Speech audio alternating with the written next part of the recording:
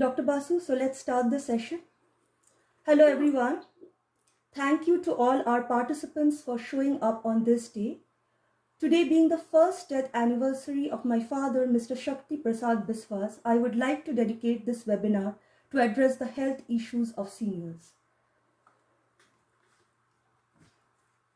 Today's topic is nutritional requirement for the elderly. The importance of proper nutrition for older adults cannot be understated. Poor nutrition can affect the mind, the body, the immune system, and energy levels in ways older adults and their families may not be aware of. The more families come to know about the aging factors that can affect the eating habits, the easier it will be to ensure that older adults or their loved one maintains a healthy diet. So let's start today's session, and it is my absolute honor and pleasure to be introducing our guest speaker of the session, Dr. Avik Basu. We are extremely happy to have an eminent physician with us today. Dr. Basu is an MBBS and an MD from Kolkata, India. He is also an associate member of the Royal College of Physicians, Edinburgh, UK. He is an intensivist and medical researcher, and the list goes on. He has treated many COVID patients during the second wave of the pandemic, saved several lives, and was one of the most prominent frontline COVID warrior during the crisis period. So let's welcome our guest speaker, Dr. Avik Basu, and it is my privilege to hand the floor over to Dr. Basu. So Dr. Basu, would you like to say something? Thank you, Mrs. Biswas, for such a lovely introduction. It's always a pleasure when it comes to interacting with people. Like we are interacting with our patients every day, but it is obviously an honor to be among several people at the same time to share some thoughts. And the topic is quite relevant today: nutritional requirement for elderly, because we have seen that with the advancement of medical technologies, we have been able to improve the quality of life of a lot of people all over the world, but probably the quality of life as far as the elderly population is concerned, it's still a questionable issue, because we see a lot of them suffering from different spectrums of disease, be it neurological, be it cardiac, be it respiratory or anything. And a lot of people suffer from psychological issues in the elderly, and among all of them, or almost about more than 90% of them, nutritional issues they creep up every single time we are going to treat these patients, because we not only need to treat the symptoms or the diseases that these people present with, but we have to manage the underlying nutritional deficiency that these people almost every time come up with. So it's a very relevant topic, and also more relevant as far as the COVID pandemic is concerned, because people are getting locked up inside their homes, and the elderly people, they are also not being able to interact with people outside. So their psychological well-being, their physical well-being, everything is getting hampered. So it's a very relevant topic as such by itself, and also as far as this COVID pandemic is concerned.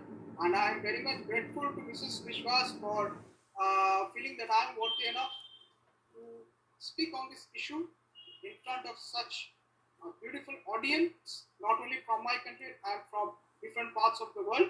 So I will try my best to discuss this thing in details, but to make things as much simple as possible, to keep the things in my discussion as simple as possible, so that it can reach out to people in every corner of the world and among those who are attending to this webinar. Thank you so much, Dr. Basu. It is our pleasure that you're here with us today and giving us your precious time, because he's one of the most busiest doctors in Kolkata, India, and we are really privileged to have you here. So shall we start the session now? Yes, we can. Okay, let's come up. You can also see the questions and have a clearer picture.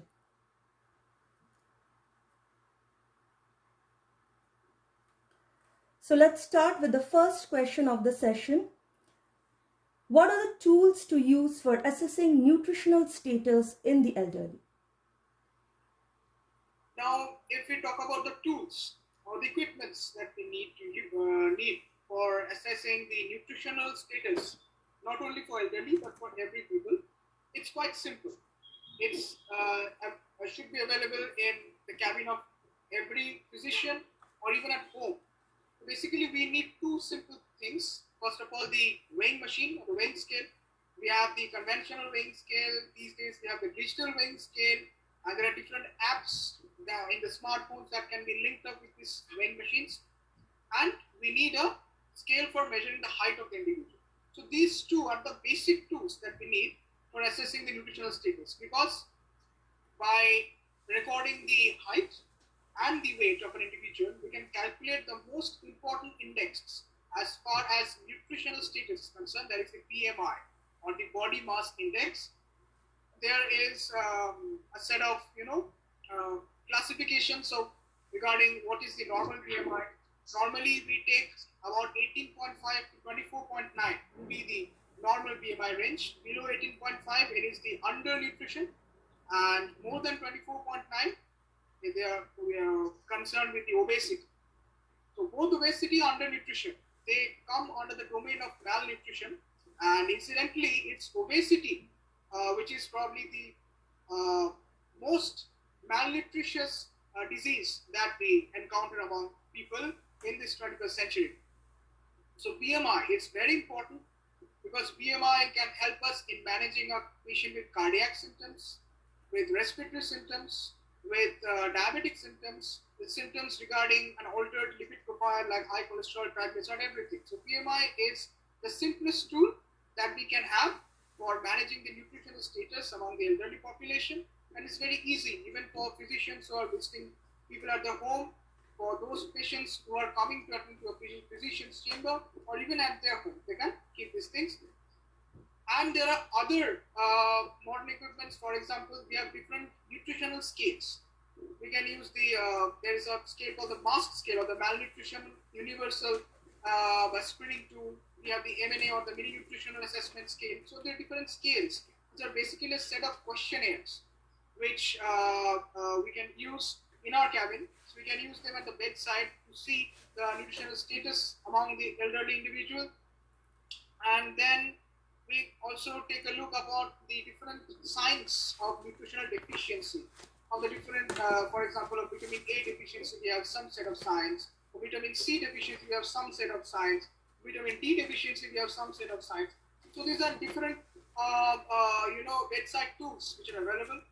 And also there is an important tool we call the skin fold thickness, which is basically the amount of subcutaneous fat which is accumulating. We measure this skin fold thickness at 4 different places, mostly the biceps, the triceps, the subscapularis, and the suprailiac crest. These are the 4 important regions where the physicians record the skin fold thickness, and we take an average of this, and when we compare the value with a set of standard values to see whether the person is properly nutrition, or whether it's underweight or overweight. So these are the different tools, the simple tools that we can use for assessing the nutritional status among the elderly population.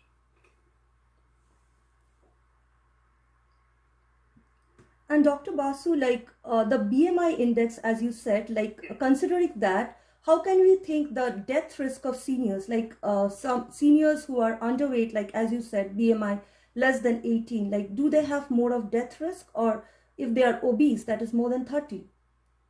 It's both, I would say. Okay. Because a higher BMI always indicates that there is accumulation of visceral fat.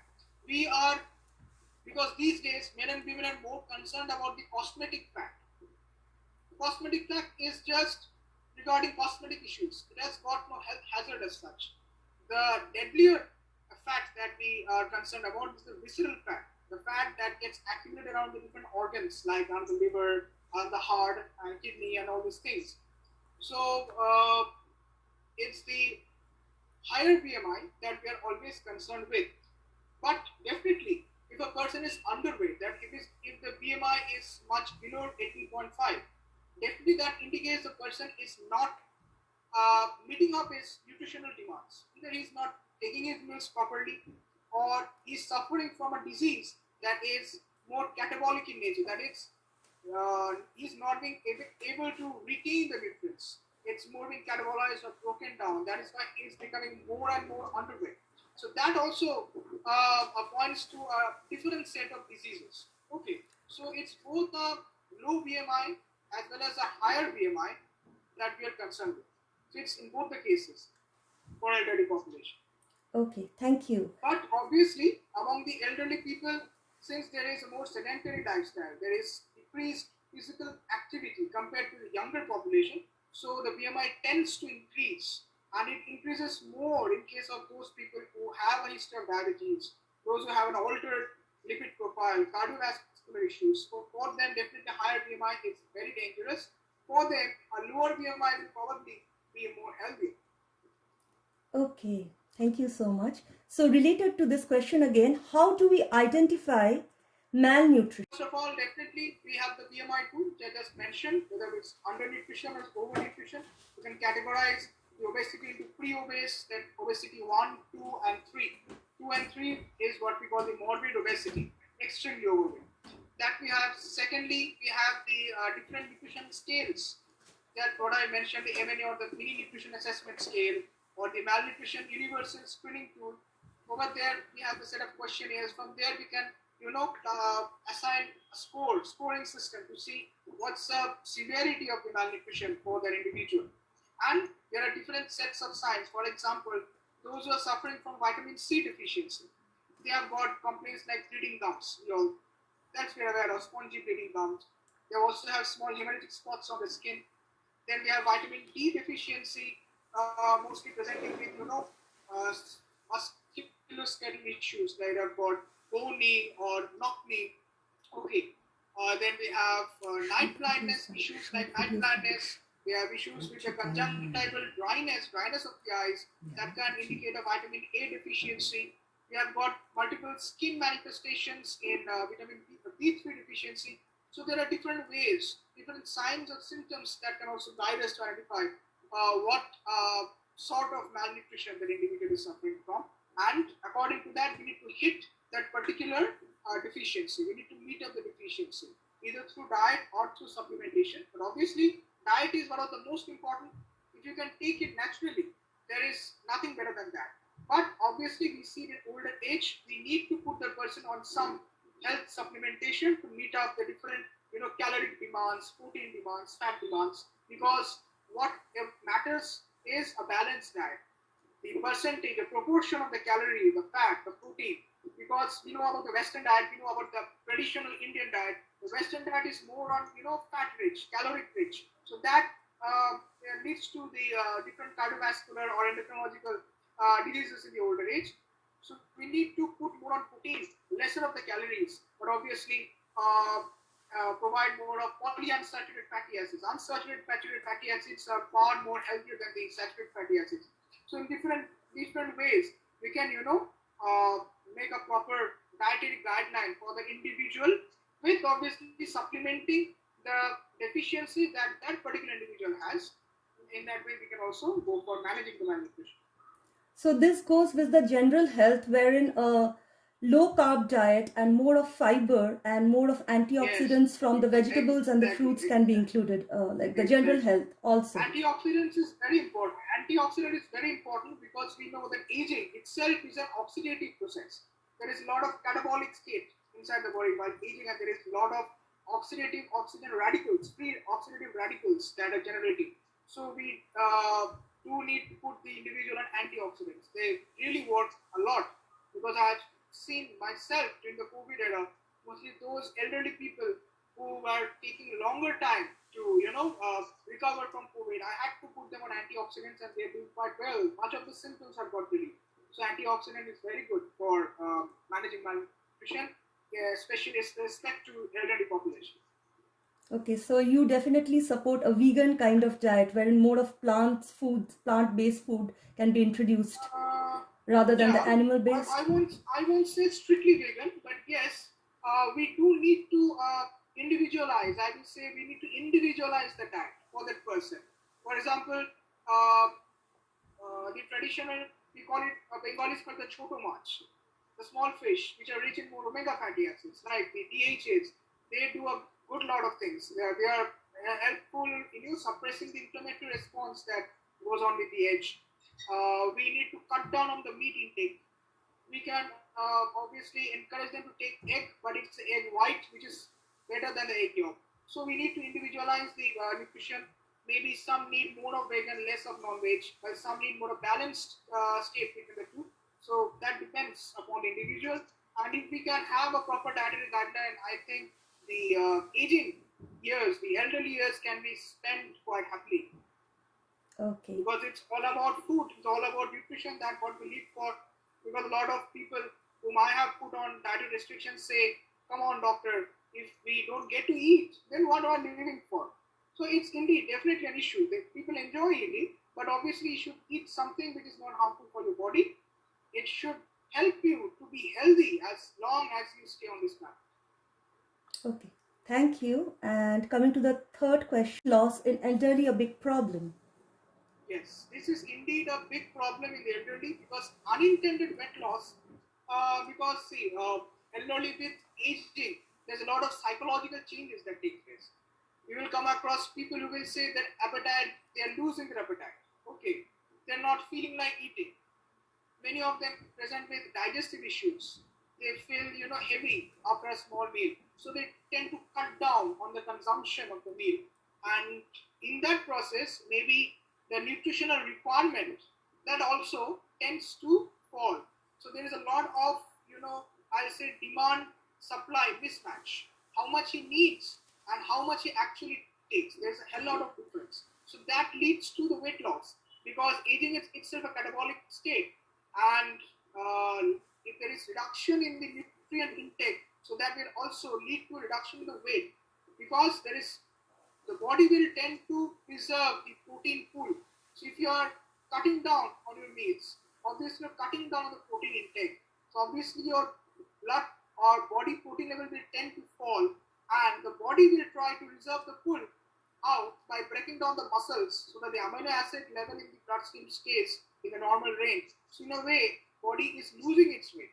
These are all unintended weight loss. The person maybe is not aware that he is actually losing the weight, but with years passing by, he'll start understanding that okay, my clothes are getting looser, they're not fitting me anymore.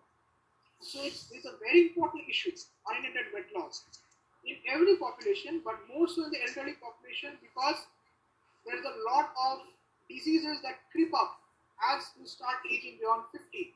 So we need to hit at those points to see why the person is losing weight. Is it only because of decreased dietary intake, or is there something hidden that we need to see? Because with age, moreover in countries like India, developing nations, where there are financial issues creeping up as with aging, so they tend to hide their symptoms. They won't encourage going in for investigations. So they say, okay, let it be. So for them, definitely unintended weight loss is a very big problem. It's a very important medical problem that every doctor, mostly those who are dealing with geriatric population, they need to address. Okay, thank you, Dr. Basu. Sarcopenia is the gradual muscle loss with aging. So how to fight sarcopenia due to aging? Sarcopenia, as the term indicates, it's loss of muscle mass. Loss of muscle mass means obviously you're losing the protein. So definitely we need to take proper protein diet in proper nutrition. I won't say we need to take over protein, no, because over protein intake is definitely harmful. We need to have the proper proportion of protein in the diet to prevent a weight loss, to prevent the muscle loss, and obviously physical activity. That is definitely very important as far as muscle building or conserving or preserving the muscle mass is concerned. So it's both the diet and physical activity. These two things we need to focus among elderly population to fight or prevent sarcopenia. Okay. And also there are different diseases which lead to sarcopenia in the old age. Keeping them aside, if we talk about the normal aging issues, then definitely a proper diet and regular exercise under proper guidance, they can help a lot to prevent sarcopenia. And related to this, the next question would be, how about sarcopenic dysphagia screening tools? Yes. Now, sarcopenic dysphagia is a new concept that has come up because a lot of elderly people they complain about swallowing issues. They will say, "I'm not being able to swallow meals." Now, there are different causes for dysphagia. I won't be going into all of them. Mostly, there are neurological issues or there are obstructive issues. And one of the most important causes nowadays we have seen is sarcopenia. There is loss of the muscle that helps in swallowing meals, helps in grinding the meal, helps in chewing, helps in moving the food bolus from the mouth into the digestive tract. So there are a lot of issues with sarcopenic dysphagia. First of all, if we start with respect to the mouth oral cavity, if there is a decrease in the strength of the jaw muscles, the individual won't be able to chew the food, grind it into a paste. If it is not being grinded properly, then swallowing will itself be a difficulty. Now, if there is no issue with respect to the oral cavity or the face as such, then obviously if there is any wasting of muscles of the swallowing region, that is the digestive tract, the food pipe, that can also lead to dysphagia. People can present with sudden choking, like there are domestic maids or caregivers which say who said the person was having his meal and started coughing suddenly. He couldn't take his meal. All these, all because there are slowing of the reflexes, there are slowing of the movement of the food pipe, the gastrointestinal tract. All these things lead to dysphagia and sarcopenia is a cause.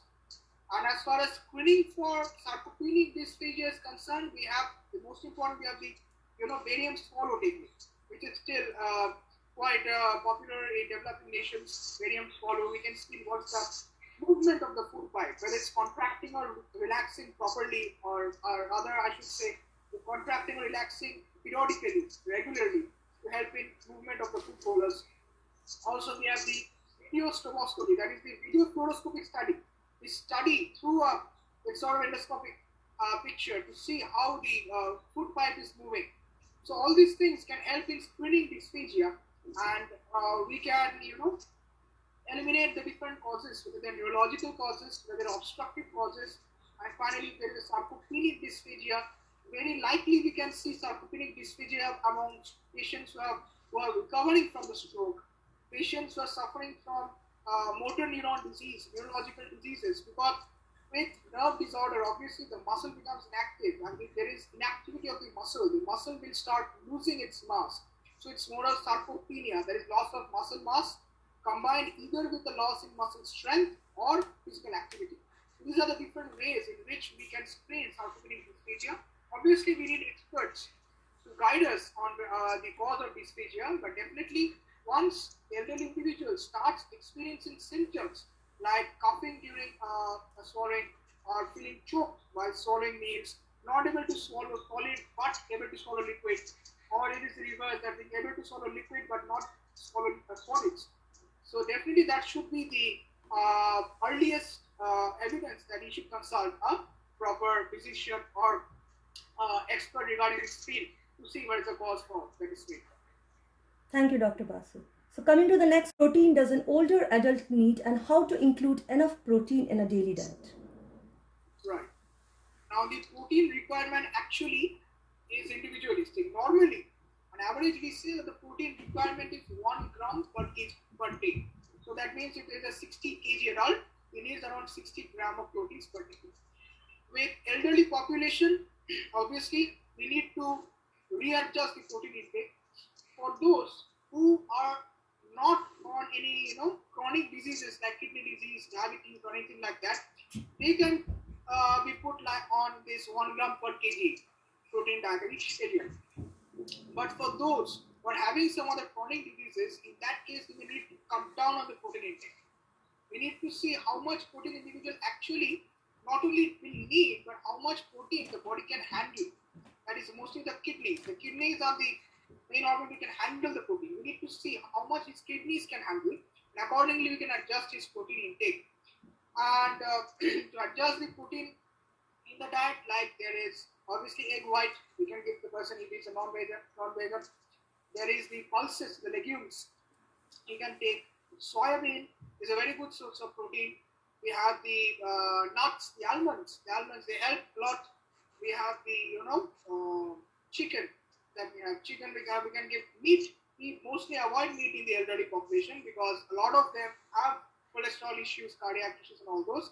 So I won't prefer meat myself. I rather prefer fish, prefer eggs, prefer legumes, prefer the almonds, prefer soybeans. Different ways we can adjust. Now, obviously, when the person is taking his cereal, cereals also have a lot of protein. But protein doesn't only mean protein diet. It means basically the amino acids that come from the diet. There are a lot of cereals which provide us with amino acids.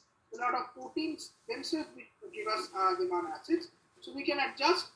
Definitely, I always advise my patients, whether they're young, whether they're elderly, whether they're suffering from any specific disease or not, to consult a proper dietitian to have a diet, and accordingly he can have his meals so that he doesn't get bored by taking the same diet every day, but he can shift his diet, but maintaining the overall balance in the nutrient. Dr. Basu, we know that for the 20 essential amino acids which are present, out of that, the 9 essential amino acids, they are not present in the plant-based food. We need to we need to get them from the diet. So, like people who are not taking the animal products and they are only based on the plant products, so how will they include?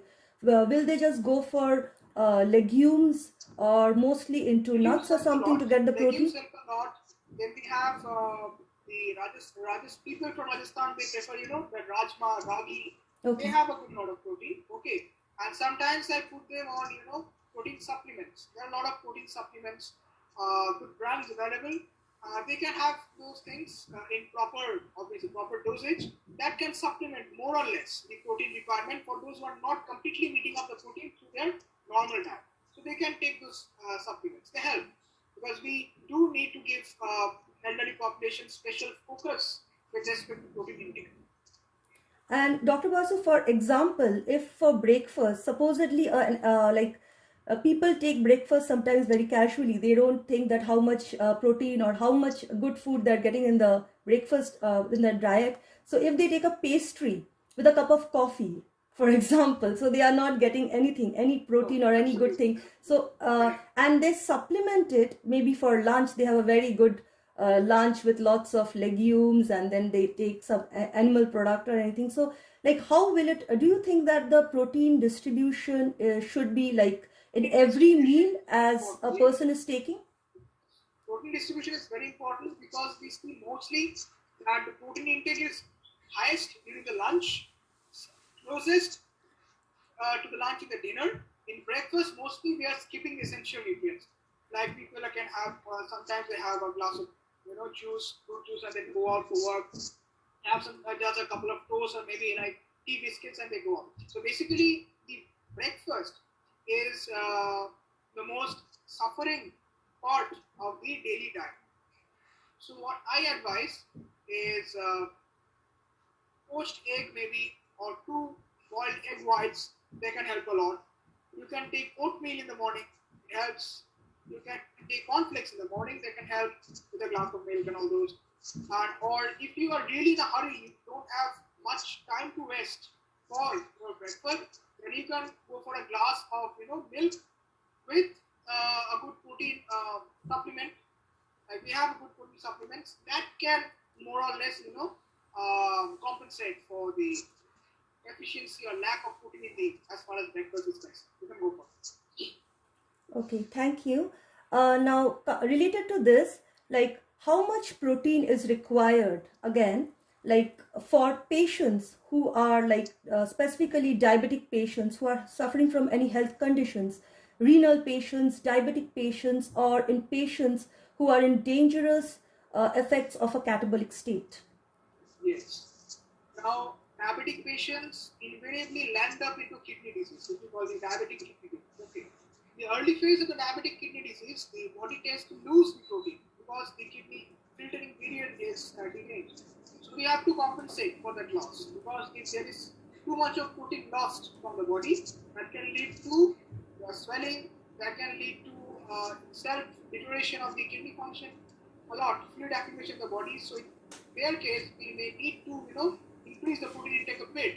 But for those who are maybe in the grade 3, grade 4, grade 5 kidney disease, For them, we need to cut down on the protein intake. We advise them, like mostly I advise my patients for a meat diet at lunch maybe and a veg diet at night. So they need to balance between the veg and the non-veg intake. We also advise them for some protein supplementation uh, as far as the renal picture is concerned. It's not just simply diabetic food for them, but it should be diabeto-renal food for them, so that can meet up the protein requirement and at the same time doesn't pose an excess protein load upon the kidneys. So that is an important issue. But for those people who are in dialysis, hemodialysis, for them we need to increase the protein intake, maybe around 1.2 gram per kg per day, compared to the normal intake of 1 gram per kg per day. Similarly, we have people with liver disease. We need to put them on good amount of protein initial phase, but for those who are presenting with hepatic failure, liver failure, or hepatic encephalopathy, when there is a patient coming with acute hepatic failure, we need to cut down upon the animal protein intake.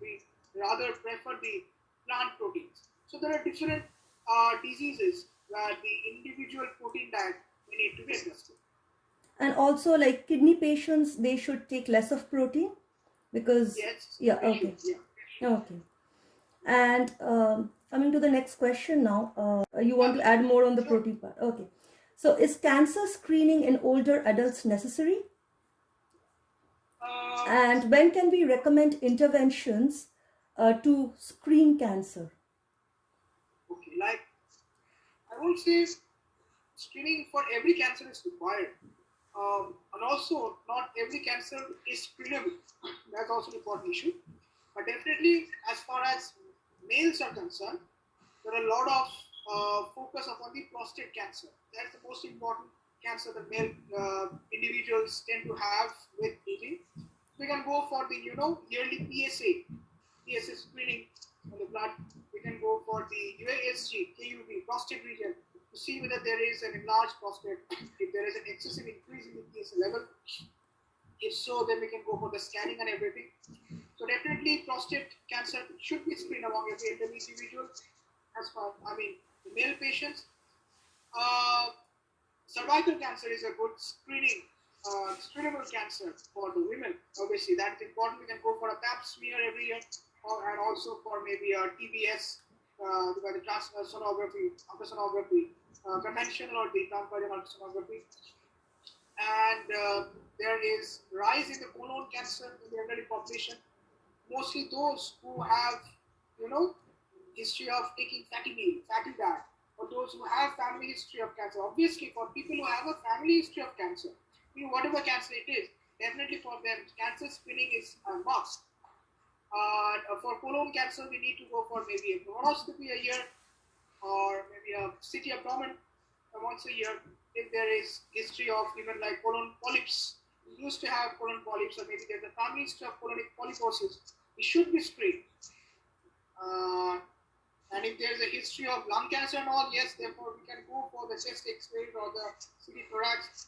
So cancer screening basically depends on a lot of things. First of all, is a strong family history of cancer. Definitely, you should go for cancer screening. And there are, with aging, there are certain cancers that must be screened, like cervical cancer, like prostate cancer, like colon cancer, and all those things. If there is a history of alcohol consumption or drinking in the younger age, then you can go for screening the lung cancer or the liver issues, the GI cancers, all these things. If there is a history of blood malignancy in the family, we can go for screening for the blood cancer. And obviously, for those elderly individuals who are presenting with unindented weight loss, we normally go for a significant weight loss. That's more than 5% of the weight loss in the last maybe 6 months or so. They should definitely be screened for cancer. Always. Even if a person who has a sudden onset diabetes, maybe after 60 years of age, he should also be screened for a pancreatic malignancy. So these are the different signs, these are different clues that we should look for while deciding for a cancer screening for anything. So, related to this again, is age a deciding factor in a person's ability to tolerate the treatment or benefit from the cancer treatment, if at all they have cancer? Aging, well, maybe if I were speaking today, maybe around 50 years back, I would have said, okay, come on, age is an issue. But with advancement in medical technology, with chemotherapy drugs available, I won't say that uh, age is any bar, age is any issue as far as cancer screening or cancer treatment is concerned. But yes, if we consider the ethical issue, maybe like we have a patient who is around 88 years of age. He or she, maybe as a physician, I'm suspecting a malignancy. Will I call in for screening and go for intervention? Well, if you take my personal opinion, I would say no. Let that person be how he is for the rest of the life. But maybe an oncologist will say that no, we should go for a screening. Because definitely we should search for a diagnosis, we should go for a treatment, but there's a lot of issues that come up when we consider treating a cancer patient in an elderly age group. First of all, it's the financial issues. Secondly, how much the family members can support. Third, whether that individual has got other comorbidities, any other chronic diseases that is likely to deteriorate or likely to hamper the chemotherapy or the intervention for the cancer in the later stage. So these are the few different issues that we need to compare, and then according to the risk-benefit ratio, we can decide about what to do. Thank you so much, Dr. Basu. There's a lot more to ask, but we have to proceed with the question session because of crunch in the time. So let's proceed. This help older adults to maintain their strength and mobility, provided they do not overdo or get injured in the process, especially sedentary adults in the age group of 70 to 89. So what do you think, are the exercises seniors should avoid? Like, as far as exercise is concerned, exercise itself or physical activity is always helpful when it comes to maintaining your metabolism, maintaining your muscle mass and everything. But the problem is most people tend to go for exercise without a proper guidance. They are more influenced by the online videos, by different the babas and sadhus who are guiding them online for the exercises. But and finally they land up with different muscle crunches because there are a lot of exercises. There are aerobics or isotonic, there are isometric exercises, and I will say each exercise is individualistic. For example, a person maybe around 80 years of age or 70 years of age, he has a cardiovascular issue. Definitely you shouldn't ask ever that person to pull weight because maybe he used to do so. Maybe he was maybe like a weightlifter in a young age, but he has a cardiovascular disease. So he will tend to continue that weightlifting things even if he's 70 or 80 years of age. But as a doctor, I'll ask him, no, please don't go for that because this isometric exercise is not meant for you. You're a cardiac patient. Similarly, for a patient who may be suffering from musculoskeletal issues, as per spondylosis, or maybe some spinal deformities, for them, I cannot advise for too much stretching, too much bending. No, that will lead to more deterioration of his condition. He may be, try to overexert for a couple of days and then he'll land up on the bed. He'll say, I can't move. So obviously, for seniors, I will definitely advise them, if you wish to continue with exercise, go for a proper guidance. Consult a yoga specialist, consult a physiotherapist who can guide you which exercises you will need, not only for your body but for your system, for your pre-existing diseases, whether they can tolerate those exercises. That is what you need to understand. Mostly overstretching, overbending, these things should be avoided by the seniors because invariably they land up with low muscle pain, low back pain, and sometimes overbending, overstretching, they can lead to sudden collapse of the intervertebral disc and they get locked up in that state. So that leads to sudden crisis state. So everything what you do should be within the norm, should be within the level. You should never overexert. Okay, so this is always my advice to the senior population and regarding the exercise. They can go for aerobics, that is the freehand exercise every day. That is good for them. They can go for the pranayama and everything, meditation for calming the mind. Okay. Regarding the pranayama also, I'll need to add that for those people who have a decreased pulse rate, they should avoid pranayama because pranayama is a vagal therapy, and vagal therapy means it causes the heart to keep its pulse rate on the lower side. So that can be detrimental for those people who are maybe like on some medications which are keeping their heart rate on the lower side. For them, pranayam is a no. So these are the different individualistic approach for the seniors regarding the exercise. Okay, so the next question, because since you have treated so many COVID patients in the past year, so the next question is how to promote physical health while aging. So regarding promotion of physical health while aging, first of all is the family support, because it's quite unfortunate that in this era we have seen, like people living in the high rise, but at the same time they're sending their parents to the old age homes. So first of all, when it comes to promoting physical health, we need to promote the mental health of the individual. And promotion of proper mental health can definitely help in maintaining his physical health. So we need a strong, consolidated support from the family members. That is point number one. Secondly, we need to, that elderly person in the family should be able to interact with his family members or whoever he trusts regarding his health issues. There are a lot of people who are, tend to keep their problems within themselves. They don't share. And finally, when they come up, there's a lot of health issues that have already crept up. So we should advise or encourage them to share their problems, because we know that in today's world we have a lot of smartphones, smart apps, and everything. There are a lot of helplines coming up, and COVID-19 has showed up how to interact with people digitally as well. So we can definitely encourage them to talk about their specific needs, their specific health needs, because every individual will have his own needs. They can talk about their specific needs to the specific people whom they trust, and they should consult the expert regarding whatever physical health issues they're having. There's a lot of experts we see online. We have got online doctors during the COVID pandemic. We have seen like we have got a lot of people who advise digitally. We have got digital doctors, we have got digital lawyers, we have got digital nutritionists. Everybody tends to know everything, but that is not the issue, which is the more devastating issue. So these are the specific things that we should always keep in mind if we need to promote physical health while aging. Then proper guidance for exercise, proper guidance regarding nutrition intake. These are the different things that if we can channelize properly, that can obviously help in promoting physical health in the elderly individuals. And mostly there are a lot of neurological issues, psychological issues that we encounter among the elderly population.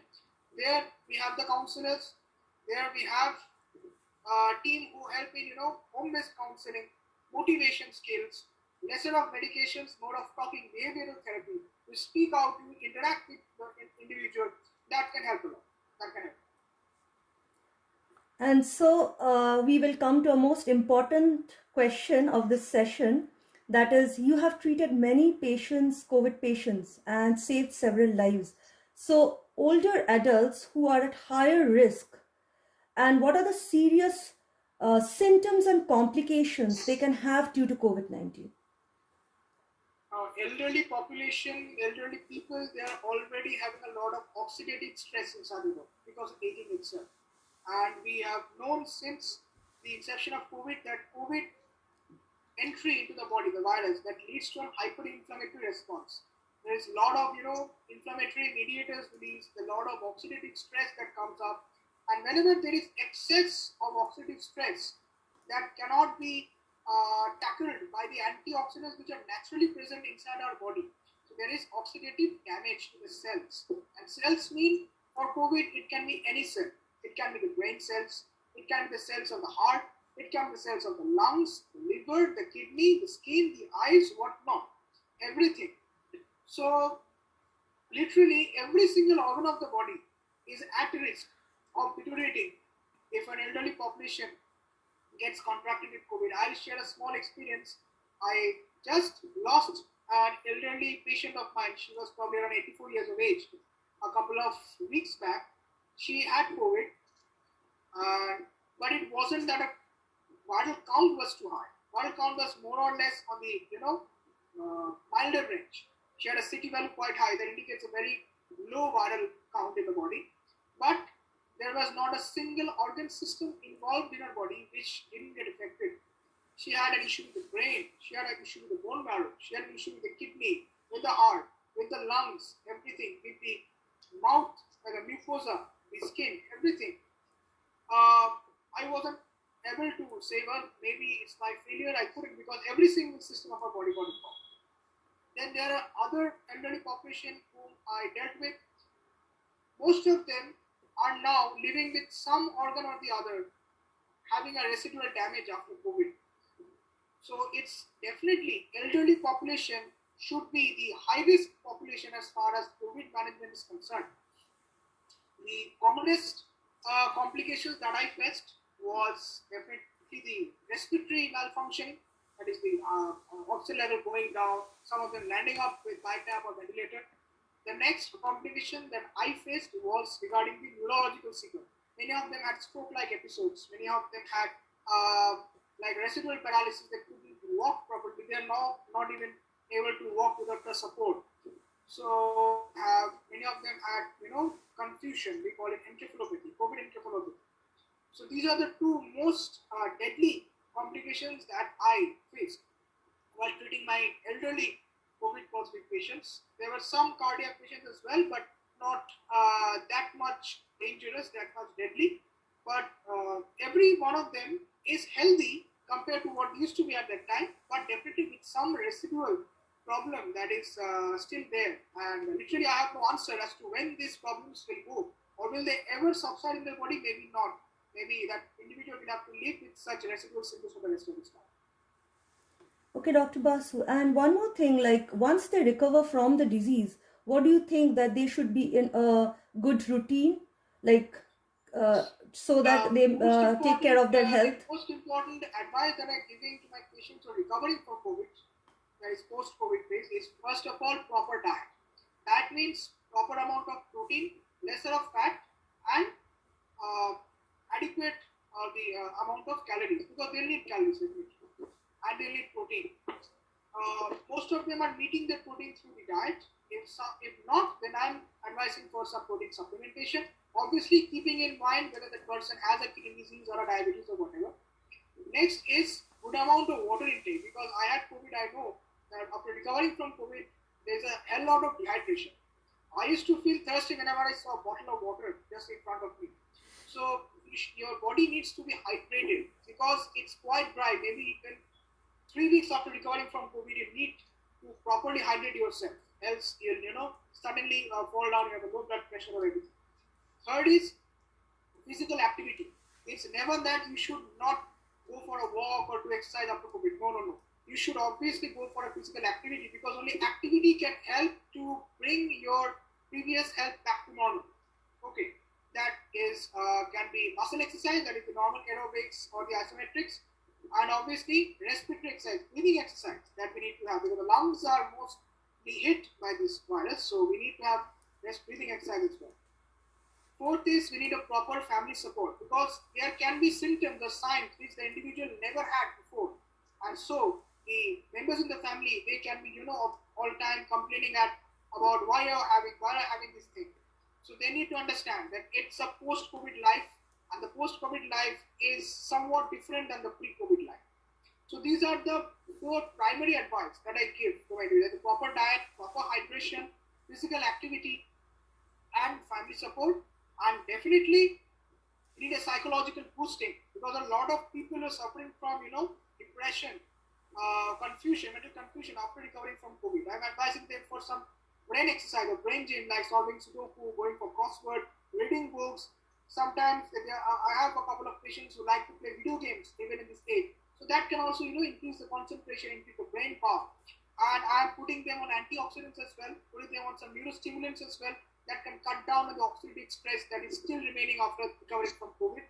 So in this different way, maybe it's individualistic approach that I'm applying to keep my people healthy. Thank you, Dr. Basu. So with this, we come to the end of Dr. Basu's contact information.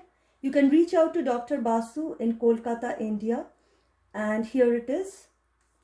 You can note it down. And now we are open to any questions regarding this topic. You can raise your hands either, or you can ask the questions or type it in your chat box for Dr. Basu to answer.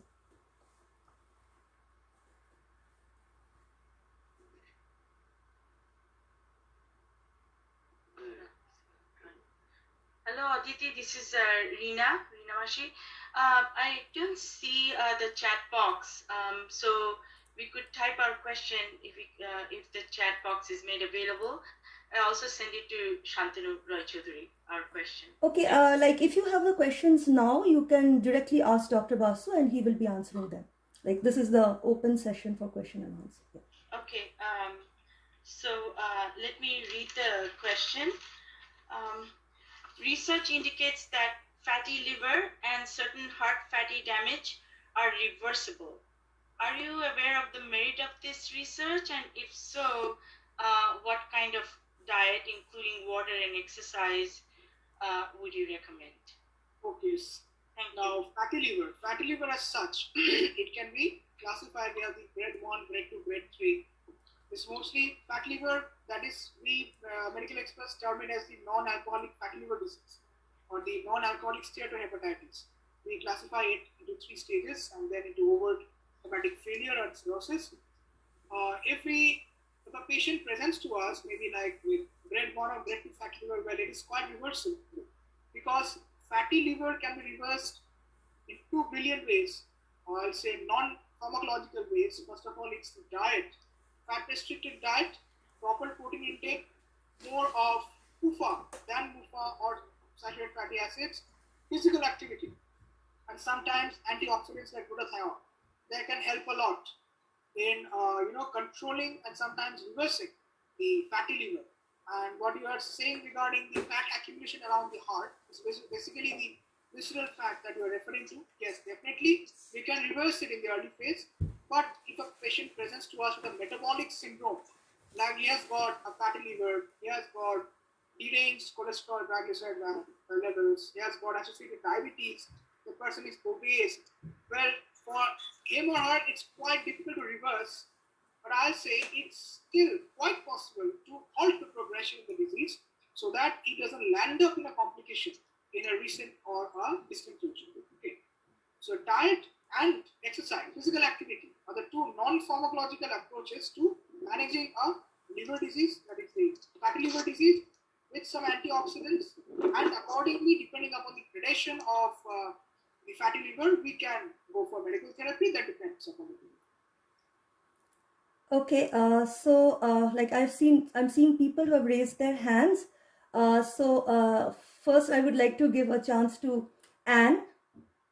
You can ask your question, and then Pragya Mittal, she's my friend from Edinburgh. She will ask the question. Oh, hi, Dr. Basul. You gave very valid information. I really learned a lot. But I wanted to ask regarding the BMI, a person who is underweight and ill would have a low BMI. Will an obese person who is ill also have a low BMI? And I also have another question. You said that you give some of your clients antioxidants. What do you give them? And one more, it's regarding someone who don't eat enough protein. Do you recommend a vitamin B12? Okay, so coming to your first question, I think you have asked whether an obese individual, that is, can have a low BMI or not. Well, obesity as such, it is the gradation of malnutrition that we state from the BMI record.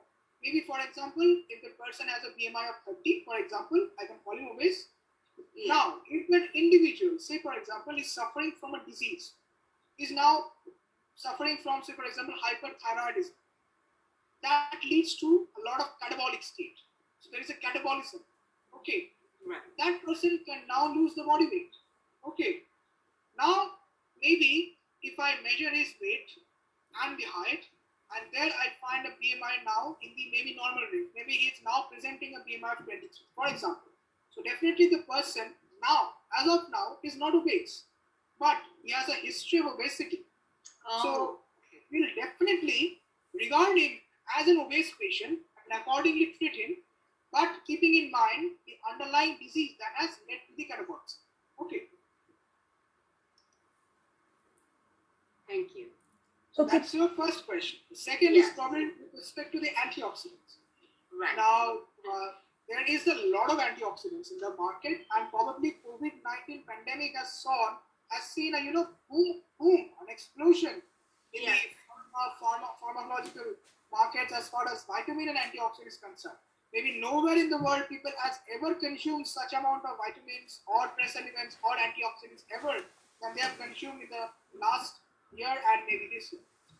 The antioxidants that I have preferred for my COVID patients is first of all glutathione. Why glutathione? Because glutathione is something which is naturally present inside the human body. It's what we call a master antioxidant. Okay. Okay. Because glutathione is present in a lot of places, in the lungs, in the liver cells, on our blood cells, and everywhere. It's a master antioxidant. And we have seen that people with COVID, they have this, the viral entry through the lungs. They can damage the cells of the lungs that are normally concerned with production of the glutathione.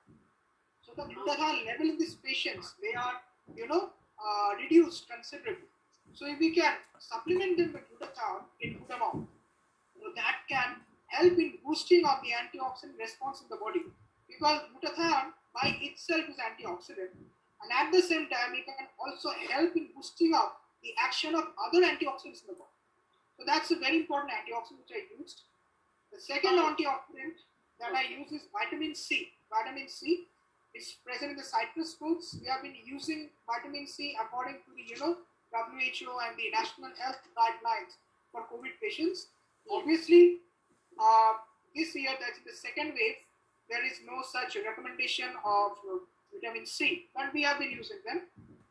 It's difficult to say that they have worked, but at the same time, it's difficult to say that they haven't worked. So I'll be more optimistic. I'll say yes, they did help a lot. Then what I've used is vitamin D, because vitamin D itself is a very good, immune booster. It's an immunomodulatory agent. There have been recommendations worldwide to use vitamin D routinely among people suffering from COVID, but I personally have restricted the use of vitamin D to only those people who documented are low vitamin D. Because for those who have a good amount of vitamin D, why should we load them up with more? Because it's never a good thing to load up someone with a mineral or antioxidant which he is already equipped with. Okay, that can lead to some side effects. Okay. This I have used, and we have used zinc as well. Zinc is a very good antioxidant. Zinc is a very good anti-inflammatory agent. Yeah, that We is know about the use of zinc in diarrhea among the children. We know that zinc deficiency can lead to a hell lot of infections among individuals, whether children or the younger population or the elderly population. So I've used zinc as well. But yes, you're probably aware of the different fungal infections that are quite rampant in the Indian subcontinent during the COVID era. Yeah. So that has that has probably kicked out zinc recently from the guidelines for COVID management. But we have been using them. So even at present, the antioxidant of choice for me, for my patient, is still glutathione. I'm using glutathione, and literally I'm getting good results. Because I remember using glutathione intravenous for a 90-year-old COVID patient who came with an oxygen saturation of about 75%, and in a couple of days, he just recovered like magic. I didn't use a steroid. I just used the infusion of glutathione and it worked like wonders. So antioxidants do work. Okay. Thank you. And your third question was with respect to the third question? If someone don't take enough protein, do you recommend vitamin B12? Now, vitamin B12 won't be a supplement for protein as such. Vitamin B12 is a more of, I'll call it a neuro booster. It's more of a neurostimulant, neurovitamin, and also helping, hemoglobin synthesis. So these are the two things that are more concerned with vitamin B12. So I won't say I'll be supplementing vitamin B12 to individuals who are not taking a protein, because there are a lot of people, there are a lot of vegans who suffer from vitamin B12 but they're taking good amount of plant proteins. And there are a lot of people who are not taking adequate protein, yet they have a severely high level of vitamin B12. So a lot of people, different spectrum. Okay, so I won't say I'll be supplementing a protein with a vitamin B12. Rather, I'm supplementing a protein with a protein only. That can help. Thank you so much. Thank you. Pragya, you can now unmute yourself and ask your question. Hi Aditi, hi Dr. Basu. Thanks a lot for the fantastic insights that you gave today on two questions, both related to the protein intake. First of all, what should be the protein intake of an individual who has high uric acid level? Can they have 1 gram per kilo weight because they don't have kidney failure or anything, but just high uric acid levels? Okay, so this is a very important question. We are, always quite confused about what should be the diet for an individual who has uric acid issues. Traditionally, maybe even me, maybe around 5 or 6 years back, I also had believed that you should cut down on the intake of legumes. You should cut down on the intake of green leafy vegetables like spinach and all. You should cut down on the intake of, oily fish, big fish, and all those things. But as days went by, as I dealt more and more regarding nutrition and all with different people, I also consulted with other experts in this field. They said yes, it is always because we know the source of uric acid is mainly from the nucleotides. It's basically more the germinating seeds, the sprouts, growing ones. They are rich in these nucleotides and they get metabolized and converted to uric acid. I'll restrict protein as far as maybe like fish oil, and I mostly advise my people with uric acid to take fish that weighs maximum around maybe 1.2 kilograms to restrict it. Okay, maybe avoid sea fish a bit. Okay, avoid shrimps and all. They are more rich in those purines, nucleotides.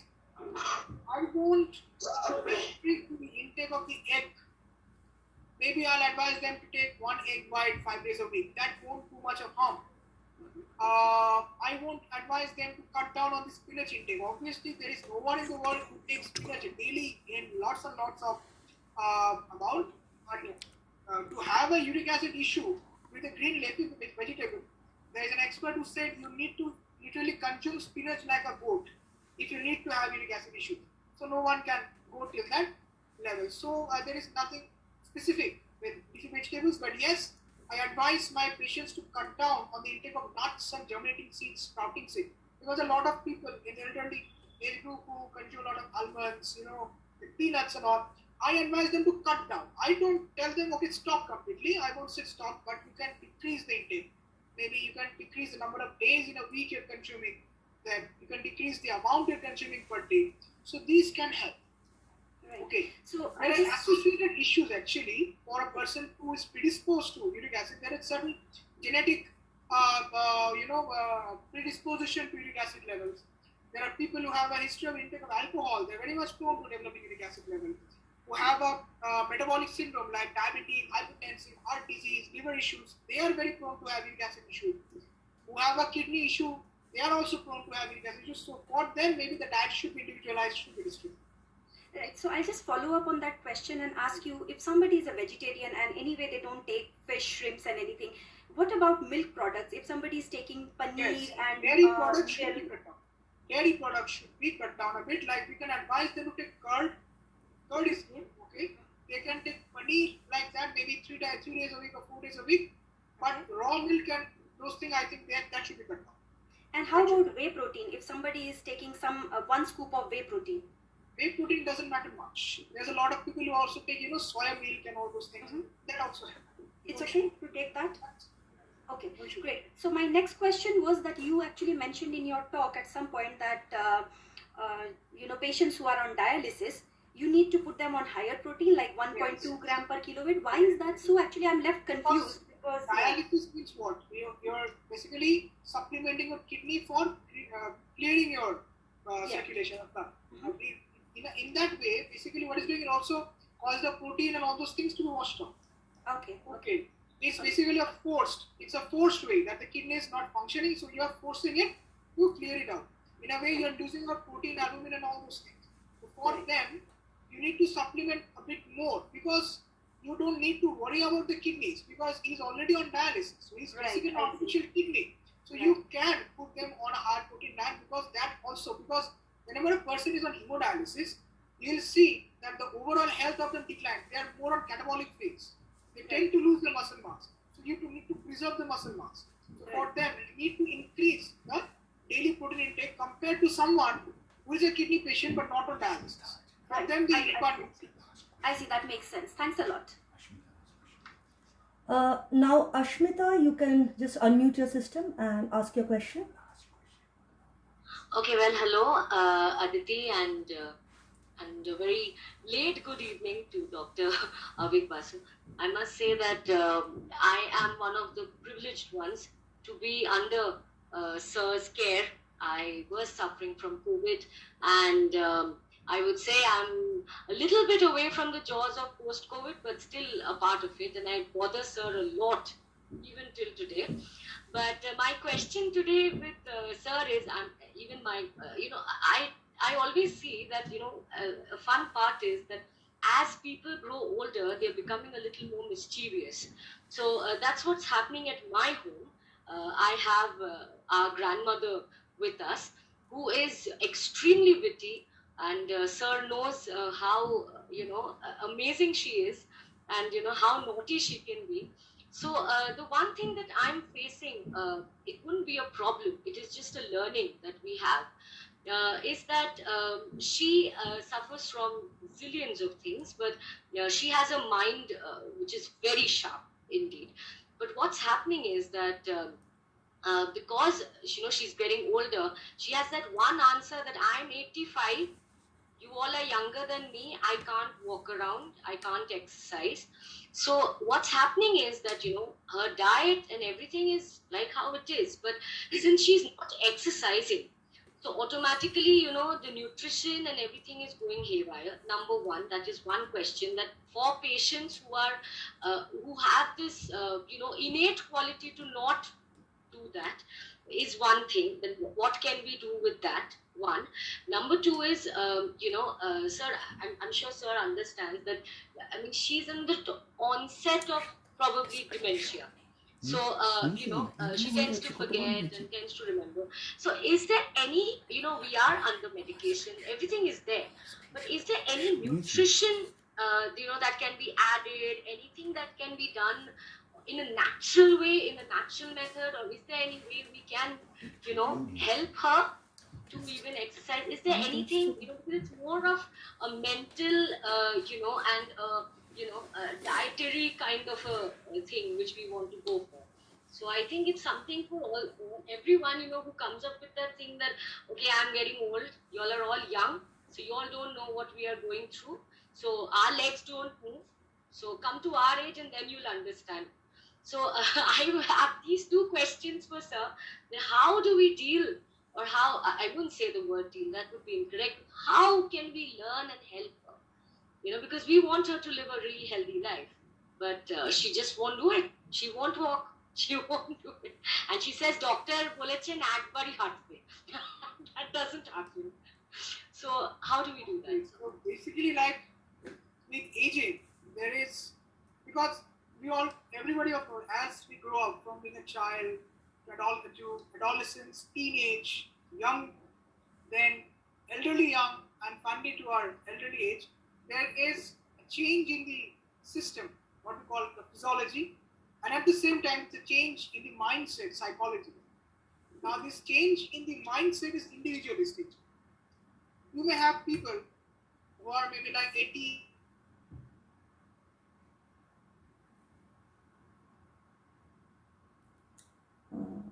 I think there's a connection problem. I don't know, Dr. Basu is just lost with the connection. Maybe he has to log in again. So let's wait for him for some time.